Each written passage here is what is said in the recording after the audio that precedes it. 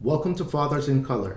My name is Delroy Edwards. This is the show where we speak about tips and tricks of the trade, as well as some of the differences between how we were fathered and how we plan on fathering the next generation. All right. On today's episode, we're going to be talking about, the big elephant in the room, baby's home. And so now we want to discuss some of the changes that happen in the home and how we can support our partners in this way as well when baby's home. So today I have my guest here. His name is Danilo Guy, a very close friend of mine, a brother of mine. And Danilo, go ahead, introduce yourself. Hey guys, so yeah, my name is Danilo Guy. Originating out of Brooklyn, New York. Moved up to Connecticut, and recently had a kid. And I could tell you, it is a experience. It definitely is an experience that It is. you have to go through on your to realize. All right. So Danilo has a baby girl. She's like 9 months now. She just hit nine. Yeah, 9 months. 9 months. Awesome. Now that's amazing. So if you guys know me, you know that I have two kids now. I have a son that is 17 months, and then I have a daughter who's 1 month old that we just had. So let's just get into it. So what was it like bringing home your baby on that first like day that you brought your baby home? What was that experience like for you? So I would have to say, when we came home, it was like a mix of emotions. It was excitement, but also nerve-wracking for the fact of bringing home this small human being into your home that you've just don't know what's to be. We literally brought her home, and we have a dog, and we didn't know how the dog was going to react when bringing her home. And it was, like I said, I think for me, I was super happy and excited, but also on the other hand, it was during COVID. She was born in January when COVID was still a huge thing. So I didn't know, like, I didn't want people around her. I didn't know like what would be the norm to have like family and friends over that you normally would have when you have a kid. You have your family over, friends, everyone's hugging and carrying her. That all was kind of like different for us because, to be honest, Delroy knows me. I'm super paranoid. I'm OCD, especially so when COVID was around. Anyone who came to our house, I had like gowns. Like, if you walked in the house, you had to put a gown on. You had to put a gown on before you even carried her. It was like, yo, you gotta put hand sanitizer, gown on, because for the first 3 months they'll have their shots, and it was like COVID is a thing. So like I said, I think I look back and I laugh at it now, but it's like you don't know the feeling of coming home.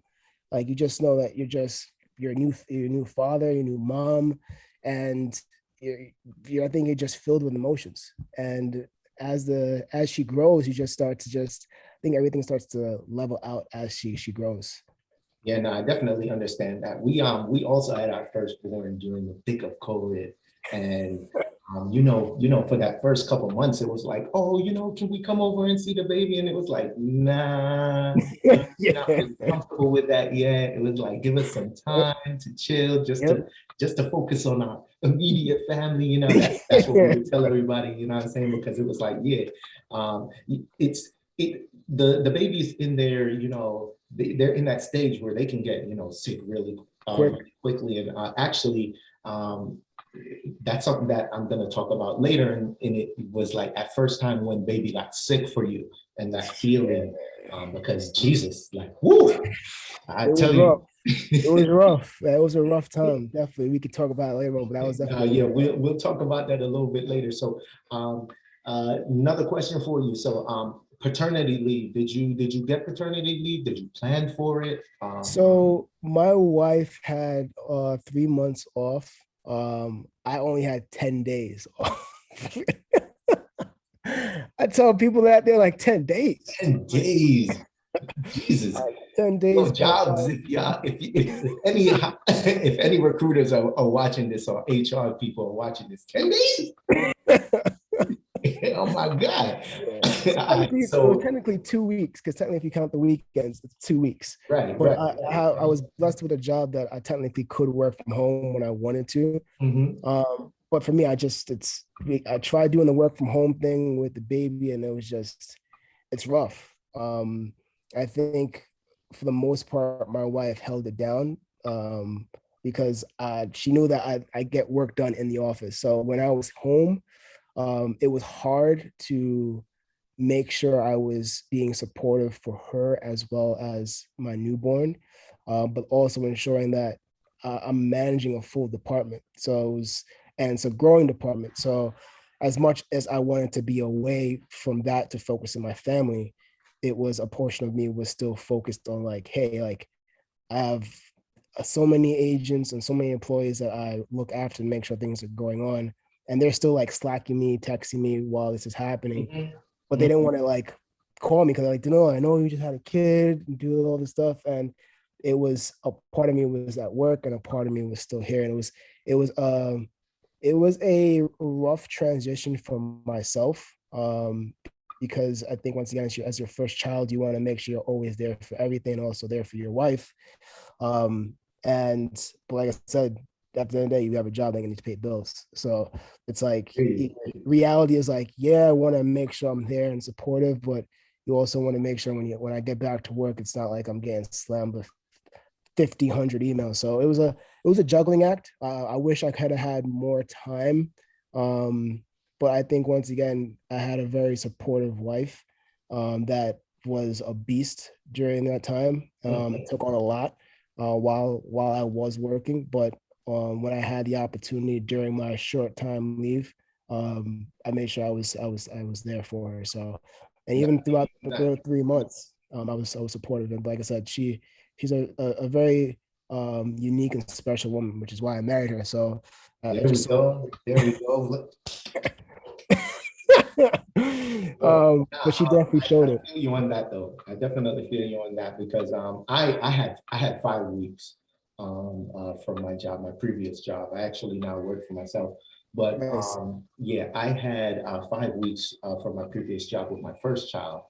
And it was a good 5 weeks. I'm not gonna lie. After those 5 weeks of being able to like hold my son Marcus, being able to like hold my son and doing everything around the home, it was definitely hard transitioning back to work because I Yeah. really didn't want to be there. That's actually why I'm working for myself now. It's like I didn't want to be there anymore. Like I wanted to, you missing like, crawls and oh my Yeah. gosh, like I swear Yeah. she said dad today, and it was like what? Like, did you record it? And so because of that, I definitely wanted to have more of a presence in the home. So I started working remote at first, and then I started working for myself. So, question, Danilo. So in pregnancy, we hear about 3 trimesters as far as as growing a baby and birthing a baby. But as I've come to learn, and I'm sure other men have come to learn as well, is that there's actually four trimesters. There's a postpartum uh, part of the pregnancy where hormones are still high and they have to like come back and regulate themselves. And during this time, it can affect women differently. Did you feel anything from the fourth trimester, or were there any experiences like that in the fourth trimester for you and your wife?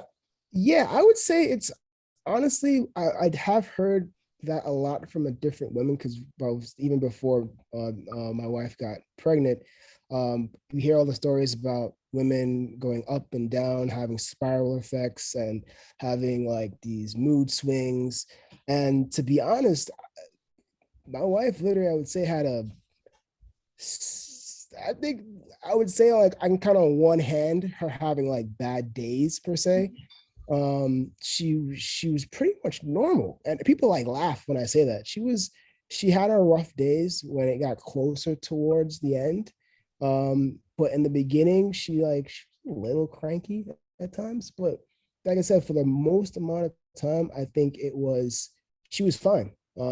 She, like I said, I think after birth that we had yeah, I think for both of us, it was a little bit of an up and down, but I think that's for any new parent or parents who come home, that I think it's an impact on both ends of how you emotionally feel after you bring home your child. Because I think what people don't realize is that it's emotionally draining for both parents after that experience. Like for me and my wife, she was up for literally almost 24, 26 hours, like straight. I was up for about 10 hours, and I got a chance to nap at least. Mhm. Like, people don't really realize that until you go through the experience, and then you come home, and like I said, it's a draining process. Like, from we had a doula, which helped a lot, who gave us, like, prepared us for what we were going to go through. But once you enter that stage, that last trimester, it's just a stage of, you're seeing a lot of changing in her body, a lot of Mm. changing in just her moods. But like I said, at the end, I think that's where it just like a peak, and then it just comes down. It's like I said, I think that's like the best way to explain it, because you're on a rush on that last, you're on that last roller coaster, and you hit that little peak, and you finally complete it, and then you come crashing down. I think and that's kind of Okay, what happened. no, that's good to hear. Now, I mean, again, I completely understand that fourth trimester for our first pregnancy, the fourth trimester, or that time after we first brought Marcus home, it was she smashed it. I'm not gonna lie. She killed it. We had our first pregnancy in the hospital, and it could be because she was like hopped up on meds or or whatever it was from the hospital. But she killed it. She was right back to work like within like 2 days. We were outside like going like bowling and so forth with Yeah, we were doing the our same thing, like first literally our after first 2 days. child. Yeah. Yeah. Our second child, our new baby, baby Maya. It's a little bit different. So with this one, we did a home birth, and there's no meds, there's no nothing. Yeah. Was she again? She killed it. The only thing I would say is that it did take her some time to heal after that, because she wasn't able to jump back right into work. Everything did take a slower time for her to heal. But we're back at it. We're back at it again. Um, how was supporting? Obviously, this is your first child, right? Did you grow up with around other children at all? Like So I have a niece, and to be honest, I was around her, but not around her that much. So I would have to say that being around my daughter was a a culture shock for me. Like, it was literally a culture shock. And even now, my wife, who's literally, she's always around kids, like she's a social worker, so she's around them, so Mhm. that's been her life. So when us having a kid is just like second nature to her. Like, she's able to tell me, like, hey, do you know this is what you're supposed to do, this is what you're supposed to do. I'm like, Mhm. I didn't know I was supposed to do that. That's what that means. I'm like, I didn't know that. But I would say that from being coming home and not having that experience of being around kids a lot, it Mhm. was something that I had to adapt to. And I wouldn't say I had to adapt to it quick, because my partner literally kind of like took charge when certain things arose. But I would say that for me, not having that experience, it allowed me to sometimes, when I don't know if you ever had this feeling though, that you like to go into some things kind of blind so you can learn. And I kind of felt that way in this experience. Like, I didn't know what to expect, but I wanted to go through the experience so I could learn it, rather than, oh yeah, I've been around this kid, I've been around this kid, I've been around this kid, so I kind of know what I'm going to do. This is what I want to do. This was literally all new to me. And I liked the feeling of not knowing 100%, and Mhm. then being able to learn as I go with my partner in No, that I aspect. feel you on that. I feel you on that. That was a great answer. A great answer. We could get into some of the nuances of bringing on that first child. So like changing diapers. This was your first time changing diapers. Yo, but yeah, and I tell you, yo, my wife looked at me when they try to teach me how to put the diaper on in the hospital. And I was like, this, it can't be that hard. I'm like, I did it once, Please think and that. then and then I did it again, and then I picked her up, and it was leaking. I was like, "What in the world?" And then my wife looked at me. She said, "You put it on, or like sideways, or like not fully on," and it was just all leaking out. And I was like, "Yo, it just." I It was gotta a, tell you, having my son first, before our daughter, definitely helped with the diapers, because it's a completely different game. I'm not gonna lie to you. Putting on them diapers, people might think it's the same thing, but it's not even putting on the diapers. It's really wiping and cleaning yeah. your child. That's so much different between the two. Like, I mean, I'm not gonna get into all of that. Yeah, There's yeah. there's there's There's some definitely differences. there's I'm some sure subtle there differences that'll make you think twice about wiping up or down and for all of sure. that. So no, that was definitely. I mean, like I too I have like nephews and nieces, and I even have cousins. I was raised around cousins as well, so I actually knew how to change diapers. But changing your child's diapers is it's different. It's different Yeah, because that's yours. You have to take care of them and make sure everything is how it's supposed to be, yeah. in And order for your child to I not think get you like touch, rashes, diaper rashes, and so forth. and I think you touched on a good point, like right now, where you said it's your child. Because I think for me, like when doing it, it was almost to a point where my wife looked at me and she said, "Yo, why are you being like so like gentle?" Like I was sitting there like, and then she was screaming. I'm like, oh. And she'd be like, "You can do it a little, like put some." I'm like, "Oh, I don't want it to be too hard," because she's like literally that big. So I'm like, and she like, "No, put some little force in." I'm like, so it definitely, I think you touched on a point where it's like, especially once again, not knowing like what to expect. You're like, in my mind is like, you don't want to put too much force in. You don't want to like be aggressive. You don't want to like, at the end of the day, it's just your child. You don't want to be to have that in your head like, oh, I messed up. Because in my head, to me, I was like, I don't want to mess up. Like I Mhm. don't want to mess up. Please don't call CPS on me. Exactly. Like you guys, last thing you want to do. Like I'm just trying to put on a diaper. like Like, seriously. Like next thing you know, like come in like, sir, you're doing it incorrectly. I'm trying out here. I'm trying. mhm. No, I do have another question for you. This Yeah. was how was breastfeeding? So I'm not sure if you're well, I mean, I know, but I'm not sure if your wife breastfed or not. But how was that process for you, and what were your thoughts during that process? Like, was Yeah, it for sure. simple? So my wife did breastfeed. She's actually slowly actually coming off breastfeeding right now, almost 9 months.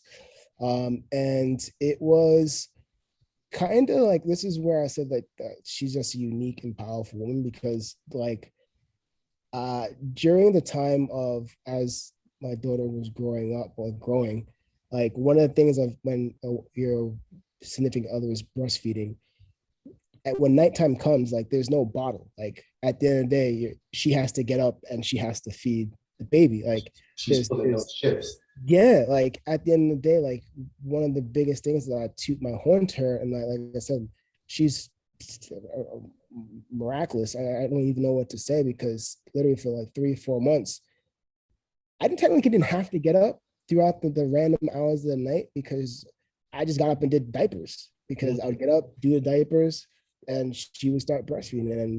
And there would be times that she would be getting up 3 4 times in the middle of the night and breastfeed. And that by itself, and people probably don't realize it until you have a kid, that's draining. Like that is, women usually lose weight when they're breastfeeding. Like Mhm. that's a thing. And to consistently do that all day, all night. And she was banging them out every single night. So only thing I asked, I was like, yo, how can I help? Like, what can I do to help? Because I'm sitting there like, I did the diaper, I cleaned, I put it back on. Like, I'm just sitting here. I'm just sitting here with her. Like, and I'm Mhm. trying, and it'd be 3 o'clock in the morning. And I'm just like, and she's like, babe, just go to sleep. Like, I got this. Like, babe, just go. You gotta wake up in the morning, go to work. Like, I got this. I'm good, good. I'm like, babe, like, babe, this is like the third time tonight. She's like, no, good, go to sleep. And I was seeing her face, like, so she's tired, but during her whole experience of doing that, you can see the joy in her face when breastfeeding. That was one thing I think probably all moms can talk about, is that interaction when they're breastfeeding with their child. It's that bond that they're building with their daughter or their son in that moment, which allows them to be able, in my mind, push through anything. Because like I said, the hours that she was pushing out, God knows it had to be that bond that was driving her, because I know I was like, No, I'm not gonna lie. It's rough. yeah, It's rough. Like, and you feel bad. You feel bad in a way, because it's like, oh, so my wife didn't get to breastfeed for as long as your wife did, but she did pump. Um, okay. and pumping, it might seem it sounded easier. It is not easy because you got to be on a schedule. Easier, Yeah. but you're pumping every 2 to 3 hours. Mhm. And then you're cleaning the pump and you're cleaning the Mhm. bottles and you're letting them dry before you, and yo, bro, Process. wow, wow. So I give props to my wife all the time, because again, like baby number two, we had it again, cleaning them bottles and stuff. And I'm like, yo, like, So let me ask you a question. So during your process for your first child, what would you say was probably the hardest moment for you during that say 6 to 12 month period when Marcus came home? oh, we've kind of tapped on this before, and I was actually going to ask you the same question, but so COVID, Mm, we all got sick.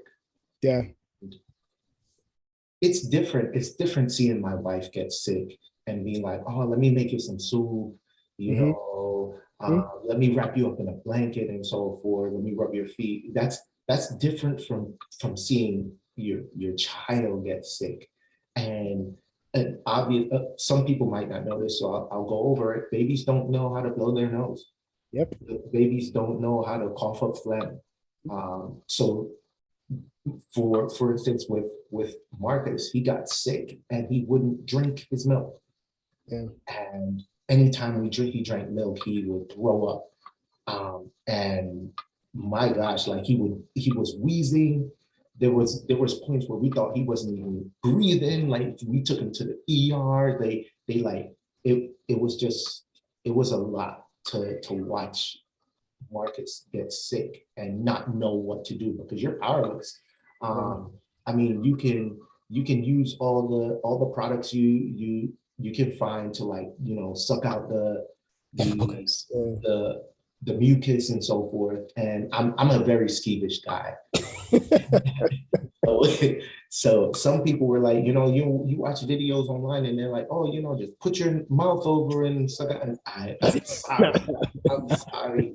I, Nah, I could not, but that was definitely the hardest thing, was watching him be sick, and there was really nothing I could do about it.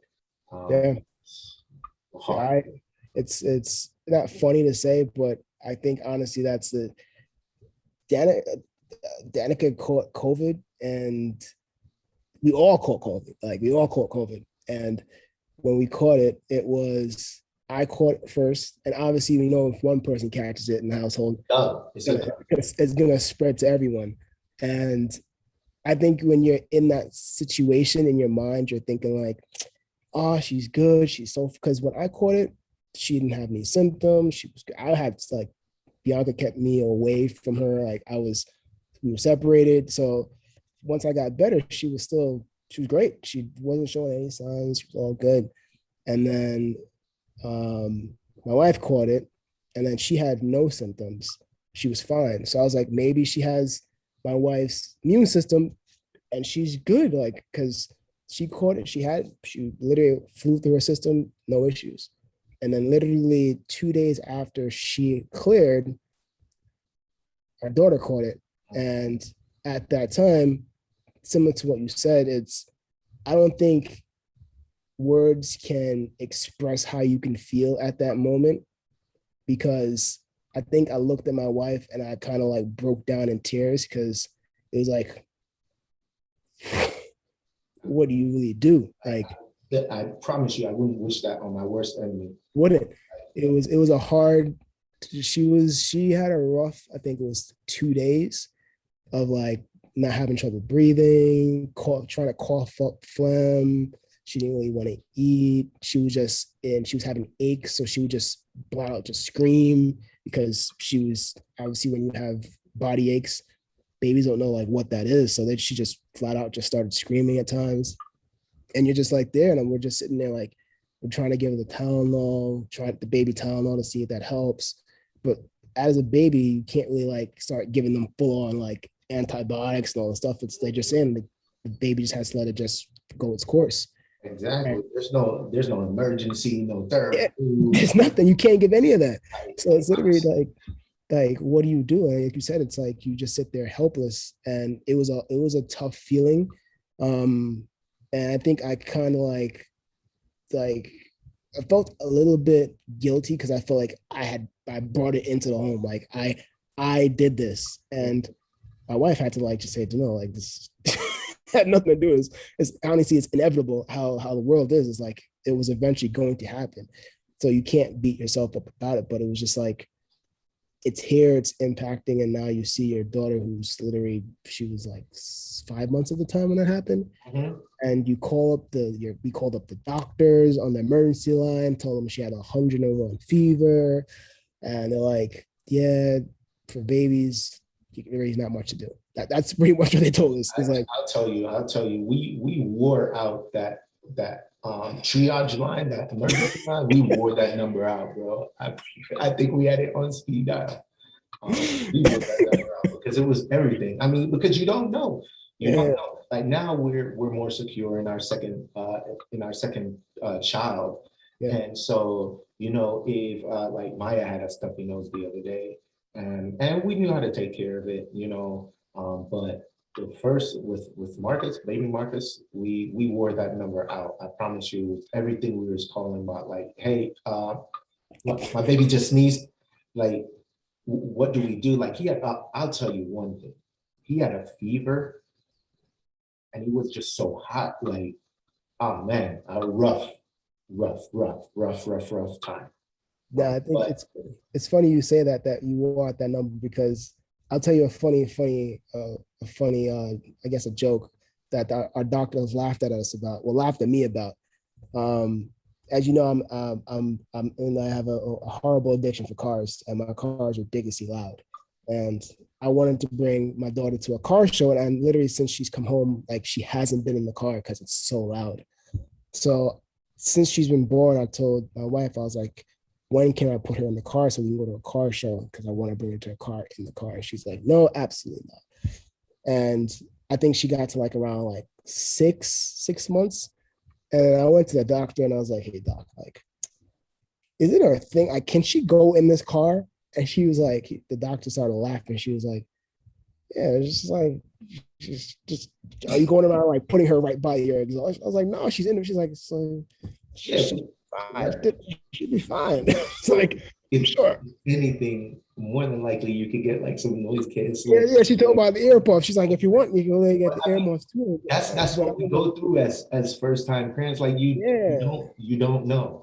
You you know, don't and you don't know. want to be careless and do something like, oh yeah, it's nothing, and then you go and do something that causes an issue for I her on think the road. we asked our doctor what she laughed at was candles. We wanted to know if we could burn candles in the house. Because from what we read, it was like, oh, the baby smells like the Yeah, baby can't. And the doctor was like, listen, light the candles, and if the baby has a reaction to it sneezing and so forth, blow the candle out. yeah, But you won't know until you right, know. yeah. Um, let's let me get into our next question because we're almost done. Um, so here on this show, what one of the big things that we want to progress or is the support in fathers going through raising your children. So I do want to ask you, did you have a support system um, with your daughter, like after your daughter was born, was there anyone that you could reach out to if you had like questions or if you just wanted to air out your concerns regarding like were paternity leave? Like, did you have any source of support? Yeah, well, I would say that's like there's two parts to that question because I think in support, a lot of times when people have kids, they have like family to like come over and help and assist, like give them breaks. We kind of were when we moved like literally like an hour and a half both directions from her family and my family. So we're currently by ourselves. Like the only people I actually like reached out to was actually you and George. Like those are my two, obviously you guys are my close friends and you both have kids. So there were times where one, like I said, the support of not having that family member to just come and give you that relief because you're literally, I think people don't realize or see until you have a kid that you become almost like a machine at some points in time. Like it's get up, walk the dog, take the baby to daycare, go to work, pick up baby, come home, feed baby, play with baby, finish up work, try to work out, go shower, do it all again next day. That becomes repetitive. And if you don't start to like break out of that or try to find some type of avenue to separate yourself from that mindset, you kind of drive yourself crazy. Like especially the fact that we didn't have that support, or we don't have that support. You have to become very creative on how you use each other as support systems to provide each other that relief. Because when you don't have that family member to say, oh yeah, no, okay, you need to go out with your friends and you need to go out with your wife and just spend time with each other. You don't have that and you're consistently spending all this time. As much as people want to say spending time with your family is great, but guess what? Like we're human beings. Like we need to be able to branch out and still like enjoy life, like as people. And for us, literally, I think it got to a breaking point where we're just like, we see each other every day. We're with Danica every moment. Like if I'm not working, she's trying to get back into work. And it's just becoming, it's literally, like I said, driving each other insane to a point where we just sat down and was like, hey, we're going to come up with a method or program so that you can have fun with your friends or just have time for yourself and vice versa. Like if you want to go out and exercise, if you want to just go play your video games, if you want to just chill by yourself, like we'll give each other that time to be able to utilize our each other as a support system. Because when you don't have close enough family members to do that, like I said, it could be rough. And I think you kind of lived a similar situation because you literally moved away from everyone. So yeah, so we if you don't know and you're watching this, we actually moved from New York to Charlotte, North Carolina, where my closest relative is my sister. She was at the time she was like 36 minutes away. But outside of that, there was no one else. There was no one else until you touched New York again. So it was definitely rough not being able to like call upon anyone. And not for nothing, there weren't that many men. I'll shed light on that. There weren't that many men that I can reach out to, save for Danilo and George at the time who had a child before us, and some of our older bros who I could reach out to, but there weren't that many men, definitely not in my family, who I looked at and said like, oh man, like I saw this person go through this process of being a father. Obviously, I'm a kid. I saw this person go through the process of being a father. Let me reflect on that and let me call upon them. So that was definitely a challenge for me personally. But I know with you, Danilo, it was a little bit different because I know your dad. And yeah, cool people. he Cool definitely is. I think I was actually going to ask you a question about that with with fathers, because something that I'm dealing with right now with how I was raised as with my father. My father was extremely strict with raising me as a Caribbean father. I'm sure you know this as well.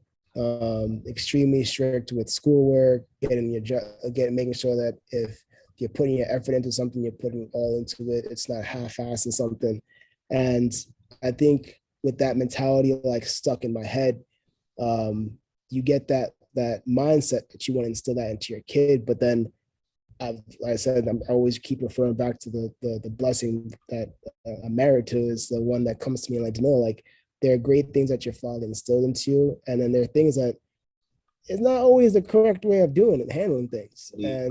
And I think with that being said, like the question to you is like, with how you grew up, and I think it's probably one of your questions too, you're probably gonna ask me, but how you grew up with your upbringing, with your family, how did that impact you with raising your kids today? I'll definitely let you know. And in the future, of course, we're gonna do a segment on discipline. But yeah, no, that's definitely something I think about all the time because our kids right now, we have a toddler, and we have a newborn. But they'll do things to test you or test their limits.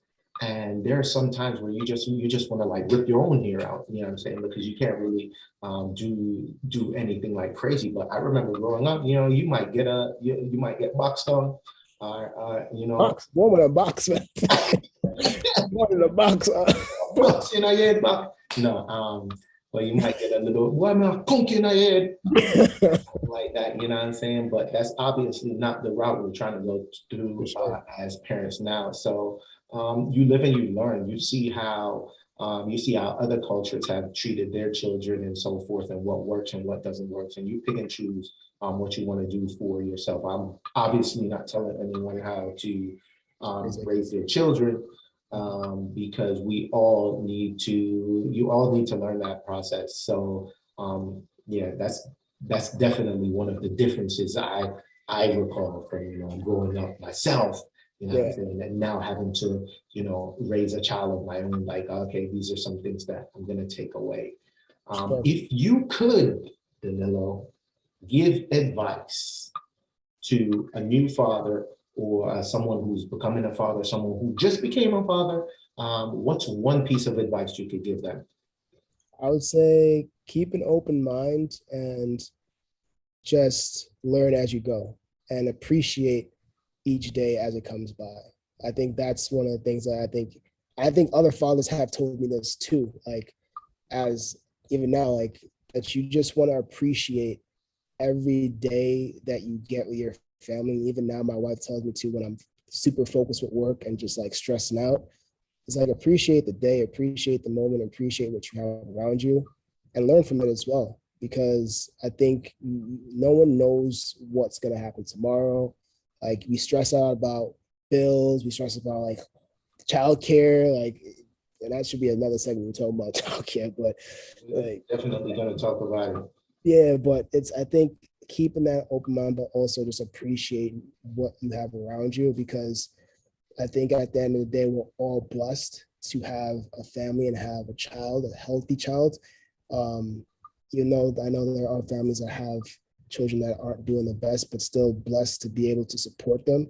And I think that we need to look at sometimes and appreciate that. So I think as a first-time father, one thing is you're gonna be stressed, but once again, appreciate it. Like those stressing moments do pass. And you'll look back on them and say, wow, you were able to get through it and tackle it with your significant partner. So I think that would be the one piece of advice I would pass on. Awesome. Well, on that note, that does it for this episode. Danilo, we definitely want to thank you for coming through and shedding some light on that first weeks of bringing baby home. If you're watching, go ahead and like, share, comment, get these videos out there, because we definitely want to impart the knowledge that we receive from ourselves through our own experiences and from viewer submissions to all the new fathers and just fathers of color alike. All right. So on that note, have a wonderful night. Peace.